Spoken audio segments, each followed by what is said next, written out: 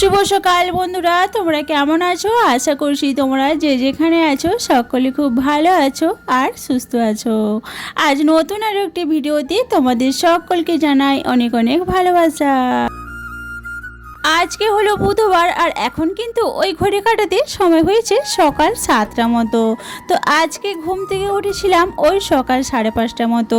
তো ওই যে রোজকারের মতোই ঘুম থেকে উঠে ঘর ঝাড়ু দিয়ে পোছা লাগিয়ে নিয়েছি। সকালে বাসি কাজকর্ম সেরে আর তোমার দাদাভাই কিন্তু আজকে আমাকে হেল্প করেছে, একটু পোছাটা লাগিয়ে দিয়েছে, কারণ ওই যে আমার শরীরটা ভালো না, তো সেই জন্য। তো ওই যে রোজকারের মতোই বাসি কাপড় চেঞ্জ করে চলে এসেছি, এই যে রান্না করে খাবার দিয়ে দিয়েছি। আর এই যে চাটা এখন বানিয়ে নিলাম। আর এই যে আমাকে তো ডক্টরে একদমই চা খেতে বারণ করেছে, তবু আমি এই যে একটু চা আর জল দিয়ে একটু চা বানিয়ে নিলাম। আর সকাল সকাল যদি না একটু চা খাওয়া যায় না, মনটা ভালো লাগে না, তো সেই জন্য একটু র চাই বানালাম আমার জন্য।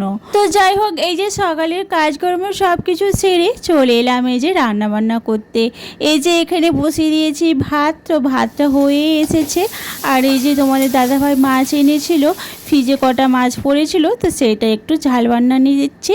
আর তোমাদের দাদাভাই জানো তো কালকে ঝিঙাও এনেছিল, ঝিঙাগুলো না খুব সুন্দর। আর ও যেদিকে অফিসে যায় না, তো সেই দিকে না একটু রেটটা কম থাকে সবজির আর কি। তো আমাদের এখানে জানো তো 20 টাকায় 250 ঝিঙা, আর ও পাশ থেকে এনেছিল 20 টাকা কিলো। দেখো ভাবো এইটুকুনের মধ্যে কতটা তফাৎ, তাই না বলো? তো রান্না বান্না করতে করতে তোমাদের কিছু কমেন্টের অ্যান্সার দেওয়া যাক। পম্পা মণ্ডল নামে একজন কমেন্ট করেছে, দিদি তোমার ছেলের নাম কি? আমার দুটো ছেলের নাম হচ্ছে, একজনের নাম অঙ্কুশ আর একজনের নাম অঙ্কিত। একজন কমেন্ট করেছে, দিদি ভাই তোমার ব্লগগুলো দেখতে আমাকে খুব ভালো লাগে। থ্যাংক ইউ সো মাচ, এইভাবেই তোমরা পাশে থেকো, আমি আমার লক্ষ্যে পৌঁছে যেতে চাই। আর তার আগের দিনে আমি পপকর্ন করেছিলাম, তো আমি কুকারে করে পপকর্ন বানিয়েছিলাম। তো একজন দিদিভাই কমেন্ট করেছে যে আমিও এভাবে কুকারে করে পপকর্ন বানিয়ে থাকি, আর তোমার ভিডিওগুলো আমাকে খুব সুন্দর লাগে। থ্যাংক ইউ সো মাচ গো, এইভাবেই তোমরা একটু আমার পাশে থেকো। তোমরা আমাকে অনেকেই কমেন্ট করছো, দিদিভাই তোমার কি পুজোর শপিং করা হয়ে গেছে? তো আমি সেই ক্ষেত্রে বলবো, না গো, আমার কিছুই শপিং এখনও হয়নি। ভেবেছিলাম ছেলেদের জন্য কিছু কিনবো, আর আমার জন্য এবছর কিছু কেনা হবে না।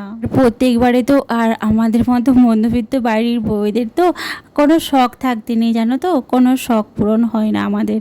তো সেই জন্য বলবো, আমার মতো যারা গরিব পরিবারের মেয়ে বা বউ আছো, তারা কোনো শখ করো না।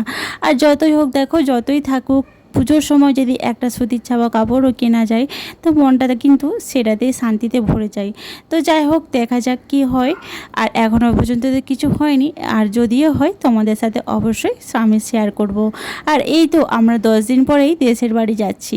আর আমাদের বাড়ির লক্ষ্মী পুজো আছে, আমাদের বাড়ির, তোমাদেরকে আগেও বলেছি আবারও বলছি।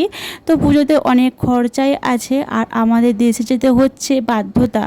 এবছর কোনো যাওয়ার কোনো প্ল্যান ছিল না, আর আমরা দুর্গাপুজোতে না এখানেই থাকি, দিল্লিতেই থাকি, কলকাতাতে আমরা যাই না। কিন্তু এবারে ওই যে লক্ষ্মী পূজার জন্য যেতেই হবে। আর সামান্য তো ইনকাম স্বামীর, আর নিজেকে অত বিলাসিতা করলে কি হবে বলো তো? ছেলেদেরকে যদি কিনে দিতে পারি তো কিনে দেব, আর নিজের জন্য কিছুই কিনবো না। আর এখানেতে থাকি, এখানে সেরকম শাড়ি তো পরাই হয় না, ওই যখন দেশের বাড়ি যাই তখনই শাড়ি পরা হয়। আর কি বলো তো, মন তো ভীষণই খারাপ হচ্ছে। অন্য বারে অনেক কিছু শপিং করি, কিন্তু এবারে না কিছুই কিনতে পারছি না। যাই হোক, পরের ভিডিওতে আবার শেয়ার করবো। তোমরা খুব ভালো থেকো, সুস্থ থেকো, বাই।